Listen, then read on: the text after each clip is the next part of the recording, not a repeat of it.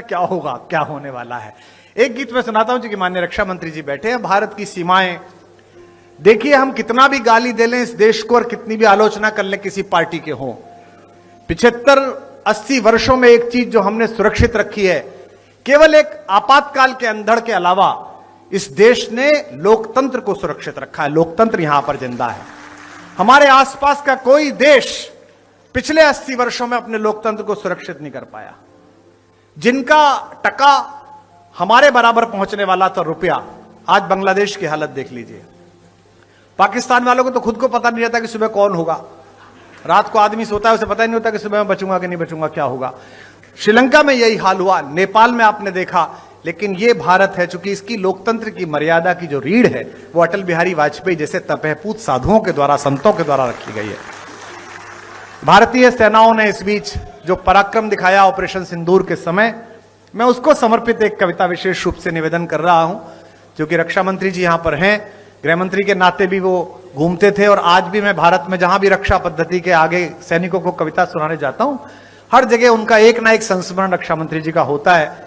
अभी मैं जैसलमेर गया था बीएसएफ में, तो उन्होंने मुझसे कहा कि आपका कार्यक्रम हम ठाकुर साहब पॉइंट पे कराएंगे। तो मैंने उनसे पूछा कि ठाकुर साहब पॉइंट कौन सा है, तो देखा बहुत बड़ा सैंड ड्यून्स था, वहां उन्होंने शामियाना लगा रखा। तो मैंने कहा ठाकुर साहब पॉइंट क्यों कहते हो, तो उन्होंने कहा कि जब राजनाथ जी रक्षा मंत्री थे तो मुनाबाओ वहां गए थे आप जैसलमेर के पास, और पड़लीपाड़ जो सिंध प्रांत का पाकिस्तान का जो वहां का रक्षा का अग्रणी अधिकारी था, उसने इधर फोन करके पूछा कि इतनी चहल पहल क्यों है, कौन आ रहा है। तो उन्होंने कहा वो शायर आ रहा है कुमार विश्वास। तो बोले बात करा देना। तो मेरी उनसे बात कराई वायरलेस पर, उन्होंने कहा इधर भी आ जाइए। तो मैंने कहा जैसे हालचाल चल रहे हैं, थोड़े दिन बाद आते जाते रहेंगे, चिंता मत करिए, हो जाएगा। क्योंकि अब देखो, मैं इसलिए भरोसा करने लगा हूं, ये जो मंच पर लोग बैठे भाजपा के, इनके बाकी एजेंडे तो निबट गए। 370 भी हो गया, राम मंदिर भी बन गया, अब 2-4 चीज ही बची हैं इनके, कि सिंधु नदी के आर पार पूरा भारत हो जाएगा, ऐसी चीजें बचे हैं। और इन लोगों को जब भी आप देखें, जब ये कोई भी बात बोलें करें, तो उसका लंबा सोचा करो कि आज कर रहे हैं कल कुछ होगा। अभी मैं आ रहा हूं सीधा राजकोट से, द्वारिका से, तो वहां लोग बता रहे थे कि भी प्रधानमंत्री जी गए थे और स्कूबा डाइविंग करके नीचे द्वारिका के अवशेष देख के आए थे। तो पत्रकार मुझसे पूछ रहे थे क्यों गए होंगे कृष्ण जी का घर देखने। मैंने कहा बनवाने की सोच रहे होंगे, मन में आ गई होगी कि भाई बनवा ले, तो हो सकता है वास्तु देखने गए हों कि भाई कैसे कैसे बनवाना है। तो एक गीत सुनाता हूं मैं। सीमा पर जो सिपाही लड़ता है वो केवल अपने हथियार से नहीं लड़ता, वो इस देश के 150 करोड़ लोगों की सद्भावनाओं, शुभकामनाओं और आश्वस्ति के सहारे लड़ता है, उनके भरोसे। आपकी तालियां कमजोर पड़ गई हैं, काफी देर से आप बैठे हैं 2 बजे से।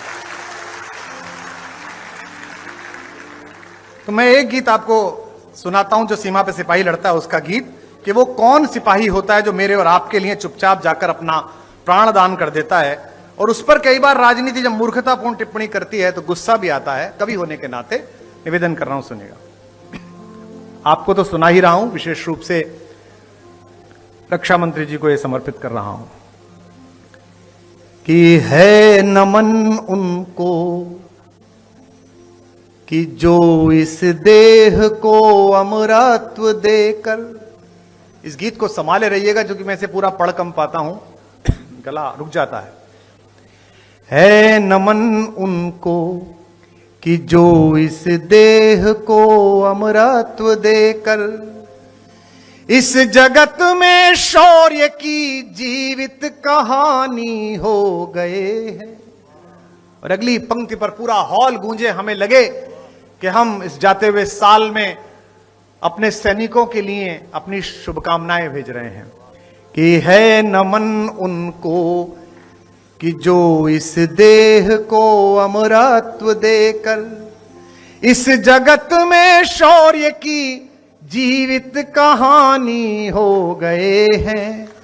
है नमन उनको कि जिनके सामने बौना हिमालय। है नमन उनको कि जिनके सामने बौना हिमालय, जो धरा पर गिर पड़े पर आसमानी हो गए हैं। है नमन उनको कि जिनके सामने बौना हिमालय। जिस घर से वो लड़का जाता है, मेरे उत्तर प्रदेश के, मध्य प्रदेश के, पूरे भारत के घरों से उसकी मां, उसके पिता, उसकी बहनों के लिए एक पंक्ति पढ़ रहा हूं। पिता जिसके रक्त ने उज्जवल किया कुलवंश माथा, मां वही जो दूध से इस देश की रज तोल आई। बहन जिसने सावनों में भर लिया पतझर स्वयं ही। ये एक पंक्ति भगवती ने मुझे दी है, आपको अच्छी लगे तो बताना। मैं मेरठ कमिश्नरी से आता हूं। हमारे यहां ऐसे ऐसे गांव है, सैदपुर जैसे, जहां हर घर से एक लड़का फौज में है, हर घर से एक लड़का फौज में है। हमारे यहां जब रक्षाबंधन आता है तो अभ्यास के आधार पर कई बहनें ऐसी होती हैं जो थाली में 3 राखियां रख लेती हैं, और फिर अचानक याद आता है कि एक राखी तो तिरंगा थामे सरहद पर छूट गई है राखी, तो अब 2 ही रह गई हैं। मैं उस बहन के लिए पंक्ति पढ़ूं तो आपकी आंखें भी छलछलाएं, आपके हाथ भी उठें। कि पिता जिसके रक्त ने उज्जवल किया कुलवंश माथा, मां वही जो दूध से इस देश की रज तोल आई। बहन जिसने सावनों में भर लिया पतझर स्वयं ही, हाथ ना उलझे कलाई से जो राखी खोल लाई। बेटियां जो लोरियों में भी प्रभाती सुन रही थी। पुलवामा के बाद आजमगढ़ के एक लड़के का, एक सैनिक का शवदाह हमने देखा टीवी पर, जिसमें उसकी 6 साल की बच्ची अपने पिता के शव को सल्यूट कर रही थी। मैं उस बिटिया का चित्र बना रहा हूं एक पंक्ति से, एक भी हाथ खामोश ना हो उस बिटिया को प्रणाम करने के लिए अपनी तालियों में। बेटियां जो लोरियों में भी प्रभाती सुन रही थी, पिता तुम पर गर्व है चुपचाप जाकर बोले आई।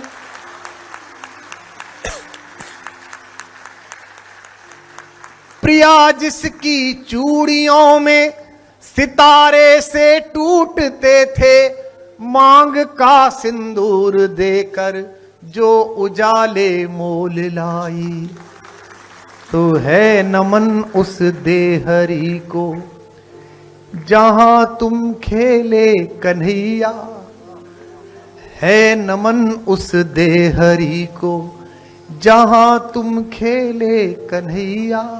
घर तुम्हारे परम तप की राजधानी हो गए हैं, है नमन उनको कि जिनके सामने बौना हिमालय। जो धरा पर गिर पड़े पर आसमानी हो गए हैं, है नमन उनको। एक बंद पढ़ रहा हूं नए भारत का, विश्व जिसको मानता है। लोग कहते हैं कि यूनाइटेड नेशंस पूछ सकता है कि हमने घर में घुस के हमला क्यों किया। पौरुष की परिभाषाएं संस्थाओं में नहीं गढ़ी जाती हैं। सीमा नहीं खिंचा करती है कागज बनी लकीरों पर, यह घटती बढ़ती रहती है वीरों की शमशीरों पर।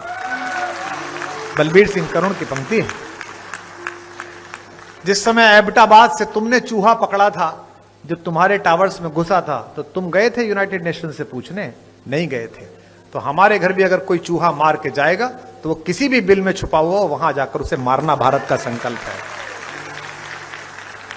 अब पंक्ति पढ़ता हूं भारत के स्वाभिमान की, हर पंक्ति पर आपका जय घोष उठे। हमने लौटाए सिकंदर, सर झुकाए मात खाए। आपका जरा ताकत देखूं मैं इस बार। हमने लौटाए सिकंदर, सर झुकाए मात खाए। हमसे भिड़ते हैं वे जिनका मन धरा से भर गया है।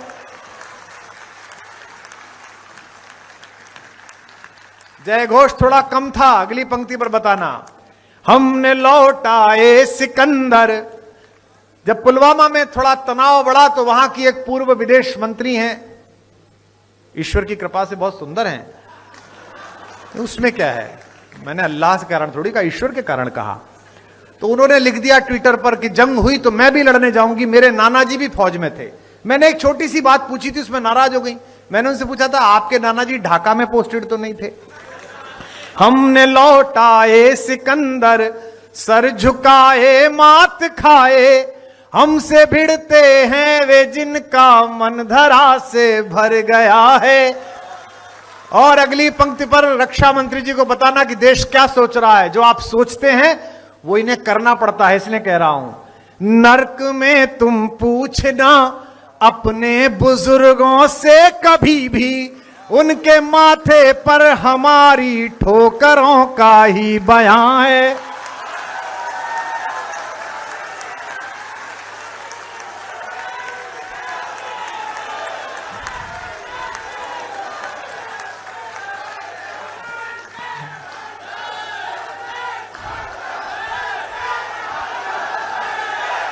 हमने लौटाए सिकंदर, सर झुकाए मात खाए, हमसे भिड़ते हैं वे जिनका मन धरा से भर गया है।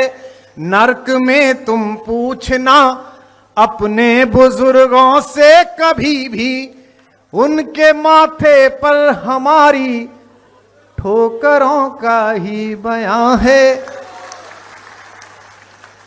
भीख मिले हथियारों का रौब दिखाते हो। पंक्ति सुनिए, सिंह के दांतों से गिनती। क्या बजट रक्षा बजट बताता है हमारा पड़ोसी मुल्क। जितना तेरा साल भर का रक्षा बजट है उतनी तो साल भर हमारे सेठ ने ब्याह में पैसा खर्चा कर दिया। क्या है बात? नर्क में तुम पूछना अपने बुजुर्ग, जो दुनिया में बड़ा था उसको सबको नचाया भारत लाके। ये नया भारत है।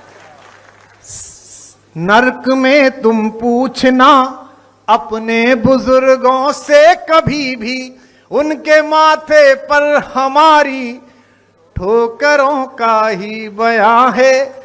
सिंह के दांतों से गिनती सीखने वालों के आगे, शीश देने की कला में क्या अजब है, क्या नया है। और अगली पंक्ति पर इतना जयघोष हो कि जो मुख्यमंत्री जी ने कहा जगह छोटी है, अगली बार ये बड़े में कराना पड़े, इतना जयघोष अगली पंक्ति पर हो। सिंह के दांतों से गिनती सीखने वालों के आगे, शीश देने की कला में क्या अजब है, क्या नया है। जूझना यमराज से आदत पुरानी है हमारी, उत्तरों की खोज में फिर एक अभिनंदन गया है।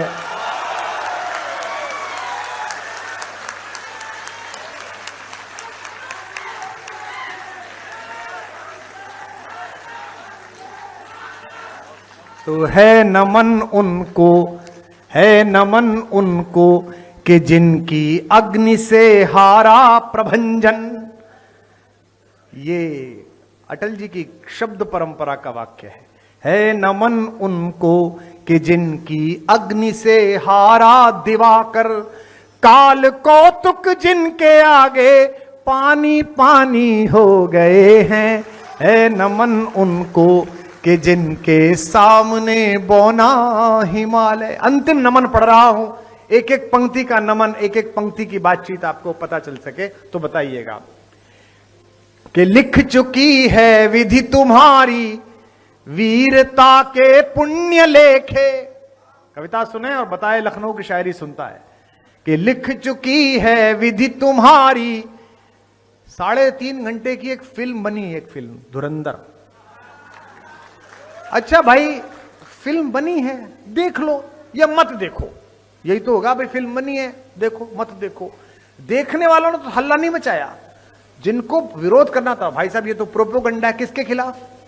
अच्छा किसके खिलाफ प्रोपोगंडा है? चल पाकिस्तान के खिलाफ, तो ताली बजा।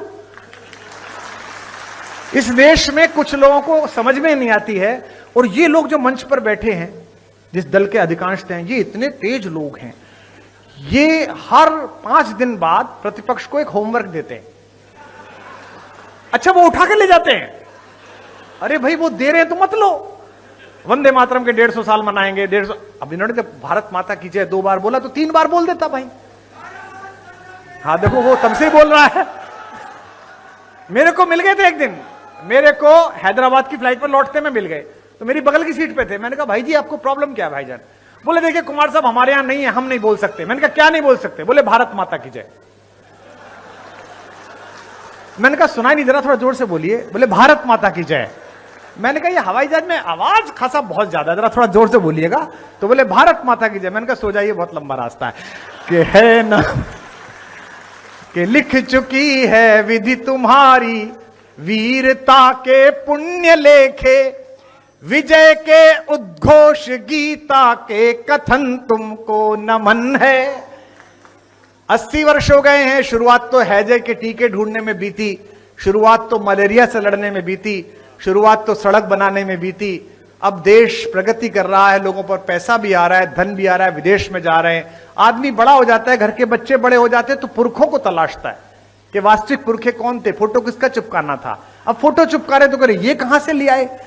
कल उन्हीं 3 पुरखों के यहां पर बड़े बड़े प्रतिमा का अनावरण होना है, जिनको चिपकाना है, जो पहुंच रहे यहां तक तो समस्या आ रही है। और ये लोग तो इतने तेज है कि उन्होंने कांग्रेस कार्यालय के बाहर उनका एक पुरखा बिठा रखा था, सरदार पटेल, उसे उठा लाए। बोले क्योंकि अब हमसे बोले कि पटेल तो हमारा था। मैंने कहा तुमने बोला ही नहीं, तुम तो अपने नाना जी, पापा जी, मम्मी जी, चाची जी में लगे रहे। पटेल बाहर बैठे थे तो ले गए उठा के।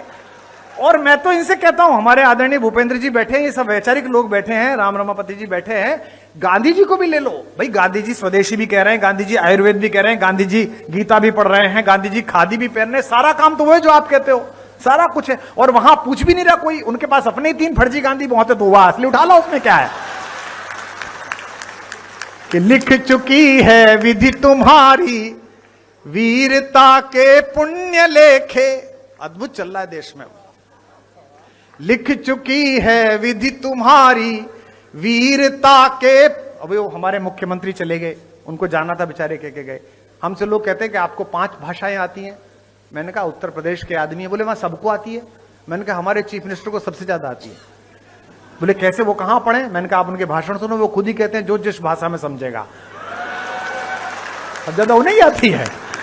लिख चुकी है विधि तुम्हारी, वीरता के पुण्य लेखे, विजय के उद्घोष गीता के कथन तुमको नमन है। एक एक नमन पर प्रणाम करिएगा। और आदरणीय रक्षा मंत्री जी ने जो संस्मरण सुनाए पूज्य अटल जी के, हमें भी सौभाग्य मिला। ये कुछ नहीं है जो आज की इनकी पार्टी और जो अटल जी की पार्टी थी, उसमें इतना अंतर है कि राम नीति से पार्टी कृष्ण नीति पर आ गई है। राम नीति आदरणीय रक्षा मंत्री जी इस मर्यादा की थी कि पार्लियामेंट में खड़े होकर प्रधानमंत्री जी ने कह दिया कि एक वोट लेकर अगर सरकार बचानी हो तो ऐसी वोट को बचाने से, मैं चिमटे से छूने से मना करता हूं। ये राम नीति थी। अब इनके यहां कृष्ण नीति आ गई है। कितने निषाद जी कितने प्रसन्न हैं। ये हैं राम राज्य वाले, लेकिन आए कृष्ण नीति वाले कोटे से ही हैं।